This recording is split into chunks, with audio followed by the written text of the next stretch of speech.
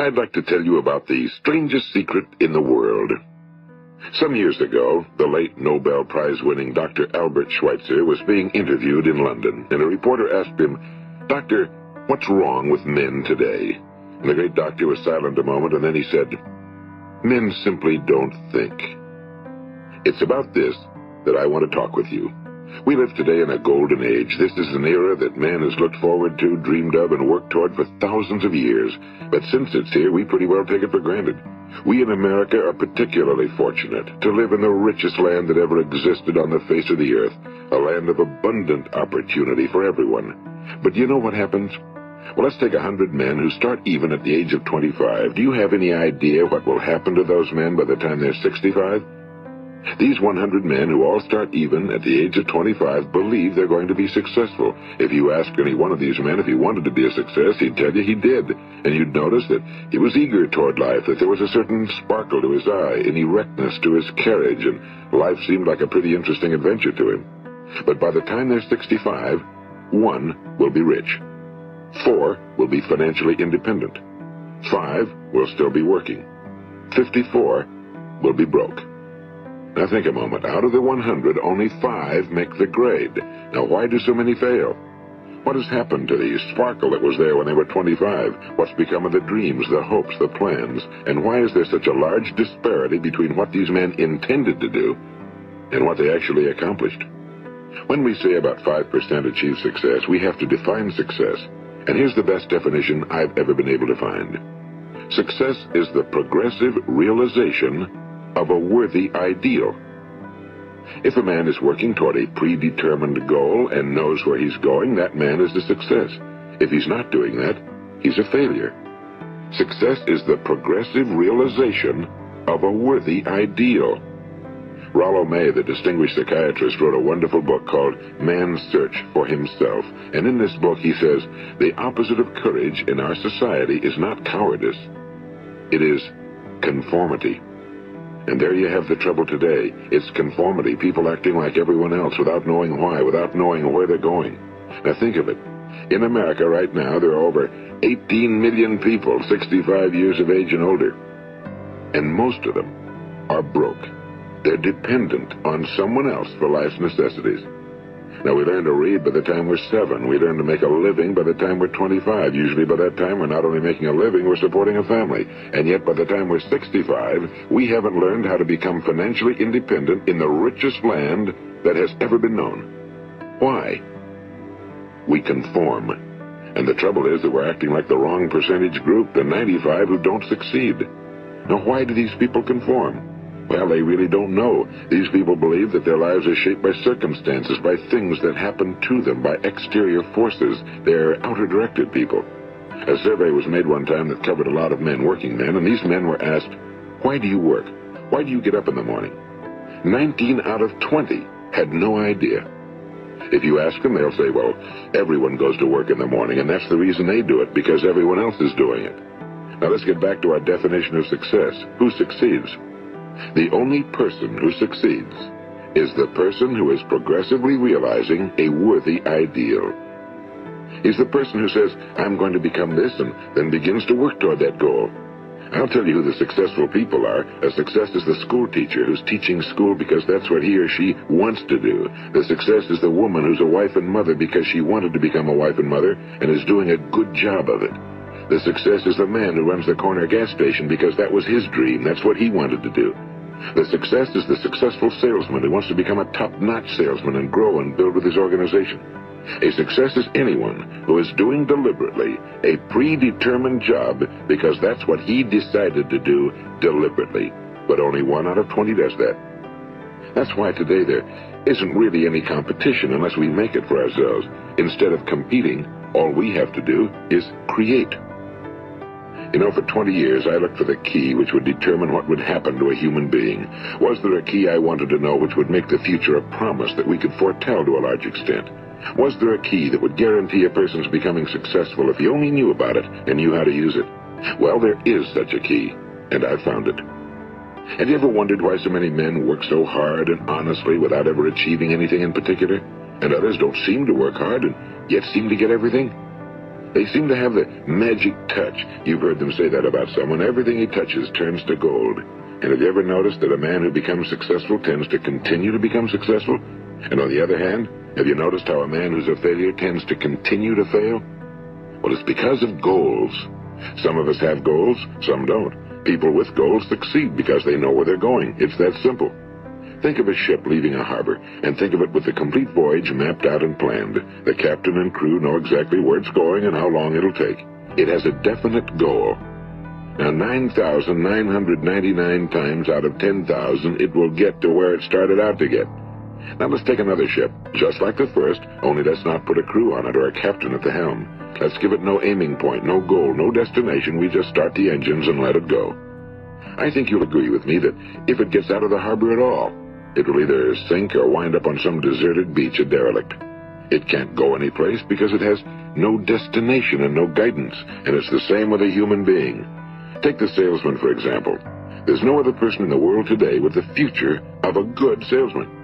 Selling is the world's highest paid profession, if we're good at it and if we know where we're going.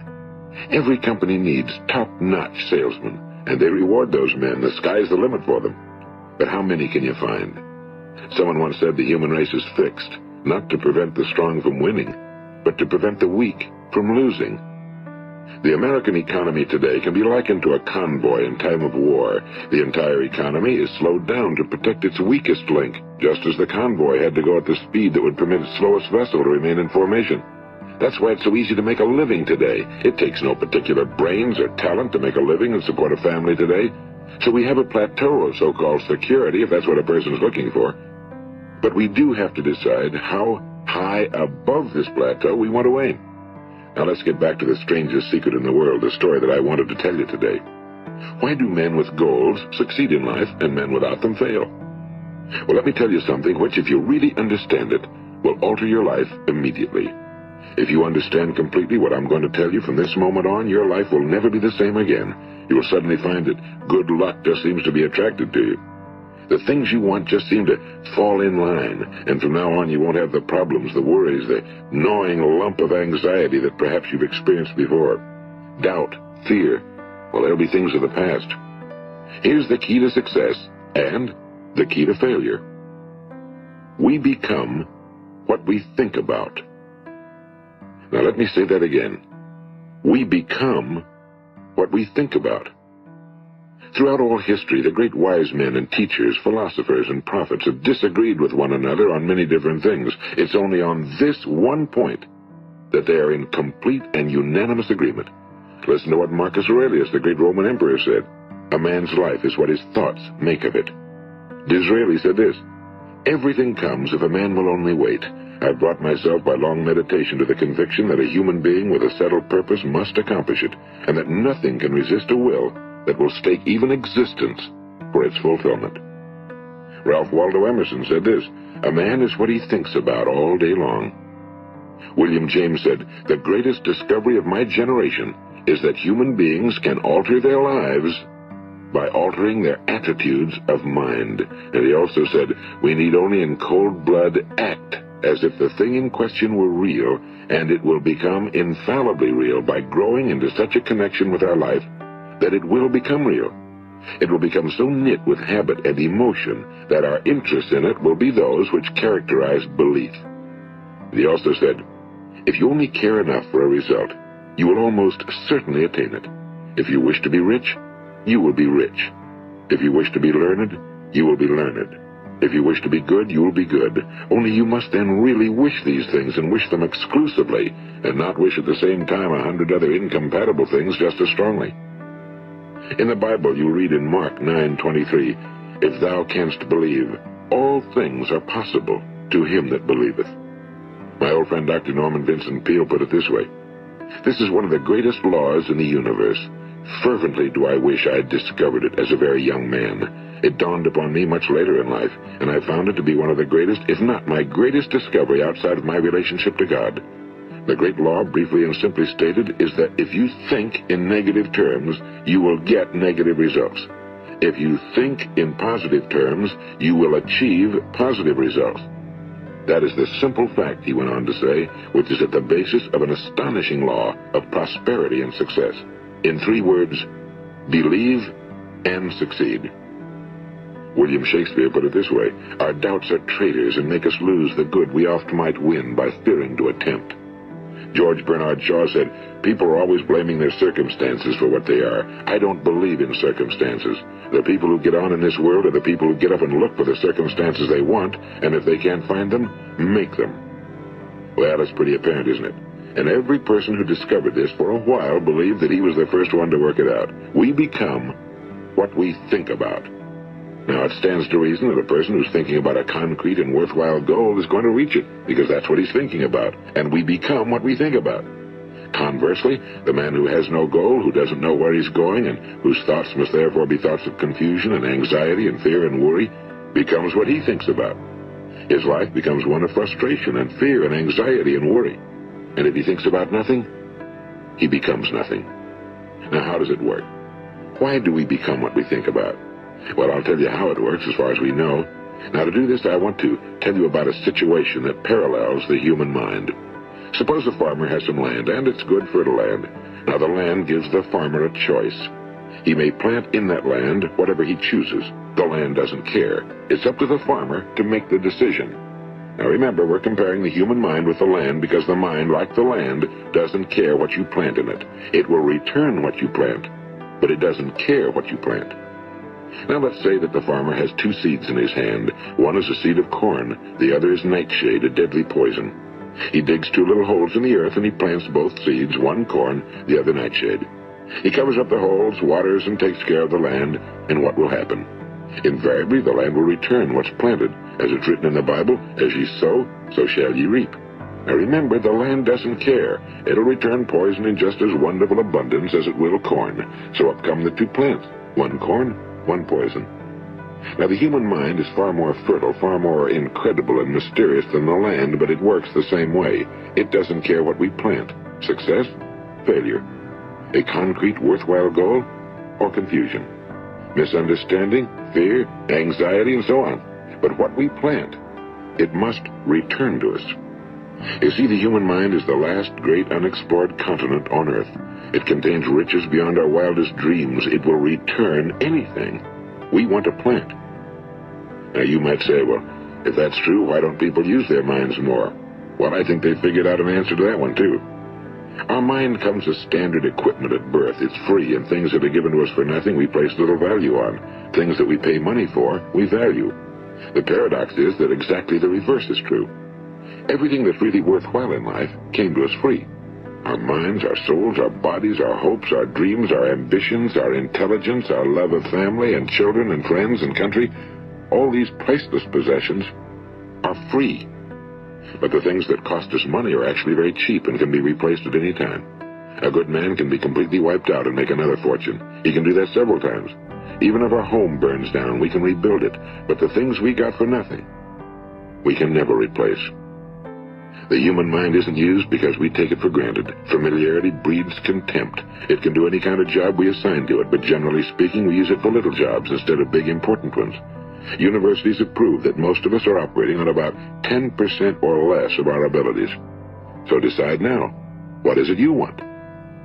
Plant your goal in your mind. It's the most important decision you'll ever make in your entire life. What is it you want? Do you want to be an outstanding salesman? A better worker at your particular job? Do you want to go places in your company? In your community? Do you want to get rich? All you've got to do is plant that seed in your mind, care for it, work steadily toward your goal, and it will become a reality. It not only will, there's no way that it cannot. You see, that's a law, like the laws of Sir Isaac Newton, the laws of gravity. If you get on top of a building and jump off, you'll always go down, you'll never go up, and it's the same with all the other laws of nature. They always work. They're inflexible. Think about your goal in a relaxed, positive way. Picture yourself in your mind's eye as having already achieved this goal. See yourself doing the things you will be doing when you've reached your goal. Ours has been called the phenobarbital age, the age of ulcers and nervous breakdowns and tranquilizers, at a time when medical research has raised us to a new plateau of good health and longevity. Far too many of us worry ourselves into an early grave trying to cope with things in our own little personal ways, without learning a few great laws that will take care of everything for us. These things we bring on ourselves through our habitual way of thinking. Every one of us is the sum total of his own thoughts. He is where he is because that's exactly where he really wants to be, whether he'll admit that or not. Each of us must live off the fruit of his thoughts in the future, because what you think today and tomorrow, next month and next year, will mold your life and determine your future. You're guided by your mind. I remember one time I was driving through eastern Arizona, and I saw one of those giant earth-moving machines roaring along the road at about 35 miles an hour with what looked like 30 tons of dirt in it. A tremendous, incredible machine, and there was a little man perched way up on top with the wheel in his hands guiding it. And as I drove along, I was struck by the similarity of that machine to the human mind. Just suppose you're sitting at the controls of such a vast source of energy. Are you going to sit back and fold your arms and let it run itself into a ditch? Or are you going to keep both hands firmly on the wheel and control and direct this power to a specific, worthwhile purpose? It's up to you. You're in the driver's seat. You see, the very law that gives us success is a two-edged sword. We must control our thinking. The same rule that can lead a man to a life of success, wealth, happiness, and all the things he ever dreamed of for himself and his family. That very same law can lead him into the gutter. It's all in how he uses it, for good or for bad. This is the strangest secret in the world. Now, why do I say it's strange, and why do I call it a secret? Actually, it isn't a secret at all. It was first promulgated by some of the earliest wise men, and it appears again and again throughout the Bible, but very few people have learned it, understand it. That's why it's strange, and why for some equally strange reason it virtually remains a secret. I believe that you could go out and walk down the main street of your town and ask one man after another what the secret of success is, and you probably wouldn't run into one man in a month who could tell you. Now, this information is enormously valuable to us if we really understand it and apply it. It's valuable to us not only for our own lives, but the lives of those around us, our families, employees, associates, and friends. Life should be an exciting adventure. It should never be a bore. A man should live fully, be alive. He should be glad to get out of bed in the morning. He should be doing a job he likes to do because he does it well. One time I heard Grove Patterson, the great late editor-in-chief of the Toledo Daily Blade, make a speech, and as he concluded his speech, he said something I've never forgotten. He said, "My years in the newspaper business have convinced me of several things. Among them, that people are basically good, and that we came from someplace, and we're going someplace. So we should make our time here an exciting adventure. The architect of the universe didn't build a stairway leading nowhere." And the greatest teacher of all, the carpenter from the plains of Galilee, gave us the secret time and time again. As ye believe, so shall it be done unto you. I've explained the strangest secret in the world and how it works. Now, on this side, I want to explain how you can prove to yourself the enormous returns possible in your own life by putting this secret to a practical test. I want you to make a test that will last 30 days. It isn't going to be easy, but if you'll give it a good try, it will completely change your life for the better. Now, back in the 17th century, Sir Isaac Newton, the English mathematician and natural philosopher, gave us the natural laws of physics, which apply as much to human beings as they do to the movement of bodies in the universe. And one of these laws is that for every action, there is an equal and opposite reaction. Simply stated, as it applies to you and me, it means we can achieve nothing without paying the price. The results of your 30-day experiment will be in direct proportion to the effort you put forth. To be a doctor, you must pay the price of long years of difficult study. To be successful in selling, and remember that each of us succeeds to the extent of his ability to sell. Selling our families on our ideas, selling education in schools, selling our children on the advantages of living the good and honest life, selling our associates and employees on the importance of being exceptional people. To, of course, the profession of selling itself. But to be successful in selling our way to the good life, we must be willing to pay the price. Now, what is that price? Well, it's many things. First, it's understanding emotionally as well as intellectually that we literally become what we think about, that we must control our thoughts if we're to control our lives. It's understanding fully that as ye sow, so shall ye reap. Second, it's cutting away all fetters from the mind and permitting it to soar as it was divinely designed to do. It's the realization that your limitations are self-imposed and that the opportunities for you today are enormous beyond belief. It's rising above narrow-minded pettiness and prejudice. And third, it's using all your courage to force yourself to think positively on your own problem, to set a definite and clearly defined goal for yourself, to let your marvelous mind think about your goal from all possible angles, to let your imagination speculate freely upon many different possible solutions, to refuse to believe that there are any circumstances sufficiently strong to defeat you in the accomplishment of your purpose, to act promptly and decisively when your course is clear, and to keep constantly aware of the fact that you are at this moment standing in the middle of your own acres of diamonds, as Russell Conwell used to point out. And fourth, save at least 10% of every dollar you earn. It's also remembering that no matter what your present job, it has enormous possibilities if you're willing to pay the price. Now let's just go over the important points in the price each of us must pay to achieve the wonderful life that can be ours. It is, of course, worth any price. 1. You will become what you think about. 2. Remember the word imagination and let your mind begin to soar. 3. Courage. Concentrate on your goal every day. 4. Save 10% of what you earn. And 5. Action. Ideas are worthless unless we act on them. Now, I'll try to outline the 30-day test I want you to make. Keep in mind that you have nothing to lose by making this test and everything you could possibly want to gain. There are two things that may be said of everyone. Each of us wants something, and each of us is afraid of something. I want you to write on a card what it is you want more than anything else. It may be more money. Perhaps you'd like to double your income or make a specific amount of money. It may be a beautiful home. It may be success at your job. It may be a particular position in life. It could be a more harmonious family. Each of us wants something. Now write down on your card specifically what it is you want. Make sure it's a single goal and clearly defined. You needn't show it to anyone, but carry it with you so that you can look at it several times a day. Think about it in a cheerful, relaxed, positive way each morning when you get up. And immediately you have something to work for, something to get out of bed for, something to live for.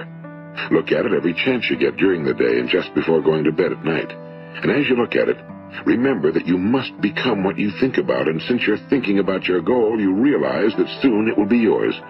In fact, it's yours really the moment you write it down and begin to think about it. Look at the abundance all around you as you go about your daily business.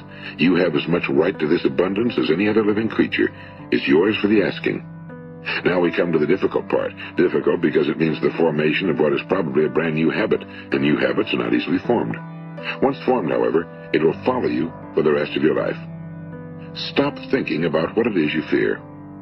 Each time a fearful or negative thought comes into your consciousness, replace it with a mental picture of your positive and worthwhile goal. And there will come times when you'll feel like giving up. It's easier for a human being to think negatively than positively. That's why only 5% are successful. You must begin now to place yourself in that group. For 30 days, you must take control of your mind. It will think about only what you permit it to think about. Each day for this 30-day test, do more than you have to do. In addition to maintaining a cheerful, positive outlook, give of yourself more than you've ever done before. Do this knowing that your returns in life must be in direct proportion to what you give. The moment you decide on a goal to work toward, you're immediately a successful person. You are then in that rare and successful category of people who know where they're going. Out of every 100 people, you belong to the top 5. Don't concern yourself too much with how you're going to achieve your goal. Leave that completely to a power greater than yourself. All you have to do is know where you're going. The answers will come to you of their own accord and at the right time. Remember these words from the Sermon on the Mount, and remember them well. Keep them constantly before you this month of your test. Ask, and it shall be given you. Seek, and ye shall find. Knock, and it shall be opened unto you. For every one that asketh receiveth, and he that seeketh findeth, and to him that knocketh it shall be opened. It's as marvelous and as simple as that. In fact, it's so simple that in our seemingly complicated world, it's difficult for an adult to understand that all he needs is a purpose and faith. For 30 days, do your very best. If you're a salesman, go at it as you've never done before, not in a hectic fashion, but with the calm, cheerful assurance that time well spent will give you the abundance in return you deserve and want. If you're a homemaker, devote your 30-day test to completely giving of yourself without thinking about receiving anything in return, and you'll be amazed at the difference it makes in your life. No matter what your job, do it as you've never done it before for 30 days. And if you've kept your goal before you every day, you'll wonder and marvel at this new life you've found. Dorothea Brand, the outstanding editor and writer, discovered it for herself and tells about it in her fine book, Wake Up and Live. Her entire philosophy is reduced to the words, act as though it were impossible to fail. She made her own test with sincerity and faith, and her entire life was changed to one of overwhelming success. Now, you make your test for 30 full days. Don't start your test until you've made up your mind to stick with it. You see, by being persistent, you're demonstrating faith. Persistence is simply another word for faith. If you didn't have faith, you'd never persist. If you should fail during your first 30 days, by that I mean suddenly find yourself overwhelmed by negative thoughts, you've got to start over again from that point and go 30 more days. Gradually, your new habit will form until you find yourself one of that wonderful minority to whom virtually nothing is impossible. And don't forget the card. It's vitally important as you begin this new way of living. On one side of the card, write your goal, whatever it may be. On the other side, write the words we've quoted from the Sermon on the Mount. Ask, and it shall be given you. Seek, and ye shall find. Knock, and it shall be opened unto you. Nothing great was ever accomplished without inspiration. See that during these crucial first 30 days, your own inspiration is kept at a peak. And above all, don't worry. Worry brings fear, and fear is crippling. The only thing that can cause you to worry during your test is trying to do it all yourself. Know that all you have to do is hold your goal before you. Everything else will take care of itself. Remember also to keep calm and cheerful. Don't let petty things annoy you and get you off course. Now, since making this test is difficult, some will say, why should I bother? Well, look at the alternative. No one wants to be a failure. No one really wants to be a mediocre individual. No one wants a life constantly filled with worry and fear and frustration. Therefore, remember that you must reap that which you sow. If you sow negative thoughts, your life will be filled with negative things. If you sow positive thoughts, your life will be cheerful, successful, and positive. Now, gradually, you will have a tendency to forget what you've heard on this recording. Play it often. Keep reminding yourself of what you must do to form this new habit. Gather your whole family around at regular intervals and listen to what's been said here. You know, most men will tell you that they want to make money without understanding the law. The only people who make money work in a mint. The rest of us must earn money. This is what causes those who keep looking for something for nothing or a free ride to fail in life. The only way to earn money is by providing people with services or products which are needed and useful. We exchange our time and our product or service for the other man's money. Therefore, the law is that our financial return will be in direct proportion to our service. Now, success is not the result of making money. Making money is the result of success, and success is in direct proportion to our service. Most people have this law backwards. They believe that you're successful if you earn a lot of money. The truth is that you can only earn money after you're successful.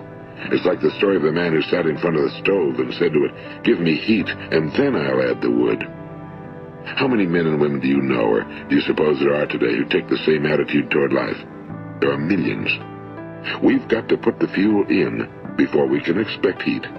Likewise, we've got to be of service first before we can expect money. Don't concern yourself with the money.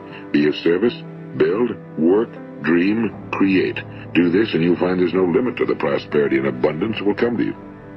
Prosperity, you know, is founded upon a law of mutual exchange. Any person who contributes to prosperity must prosper in turn himself. Sometimes the return will not come from those you serve, but it must come to you from someplace, because that's the law. For every action, there is an equal and opposite reaction. As you go daily through your 30-day test period, remember that your success will always be measured by the quality and quantity of service you render, and money is a yardstick for measuring this service. No man can get rich himself unless he enriches others. Now, there are no exceptions to a law. You can drive down any street in America and from your car estimate the service that's being rendered by the people living on that street. Had you ever thought of this yardstick before? It's interesting. Some, like ministers and priests and other devoted people, measure their returns in the realm of the spiritual, but again, their returns are equal to their service. Once this law is fully understood, any thinking person can tell his own fortune. If he wants more, he must be of more service to those from whom he receives his return. If he wants less, he has only to reduce his service. This is the price you must pay for what you want. If you believe you can enrich yourself by deluding others, you can end only by deluding yourself. It may take some time, but just as surely as you breathe, you'll get back what you put out. Don't ever make the mistake of thinking you can avert this. It's impossible. The prisons and the streets where the lonely walk are filled with people who tried to make new laws just for themselves. We may avoid the laws of man for a while, but there are greater laws that cannot be broken. An outstanding medical doctor recently pointed out 6 steps that will help you realize success. 1. Set yourself a definite goal. 2.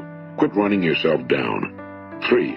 Stop thinking of all the reasons why you cannot be successful and instead think of all the reasons why you can. 4. Trace your attitudes back through your childhood and try to discover where you first got the idea you couldn't be successful, if that's the way you've been thinking. 5. Change the image you have of yourself by writing out a description of the person you would like to be. And 6. Act the part of the successful person you have decided to become. The doctor who wrote those words is a noted West Coast psychiatrist, Dr. David Harold Fink. Do what the experts since the dawn of recorded history have told you must do. Pay the price by becoming the person you want to become. It's not nearly as difficult as living unsuccessfully. Make your 30-day test, then repeat it again, and each time it will become more a part of you until you'll wonder how you could ever have lived any other way. Live this new way and the floodgates of abundance will open and pour over you more riches than you may have dreamed existed. Money? Yes, lots of it. But what's more important, you'll have peace. You'll be in that wonderful minority who lead calm, cheerful, successful lives. Start today. You have nothing to lose, but you have a whole life to win. This is Earl Nightingale, and thank you.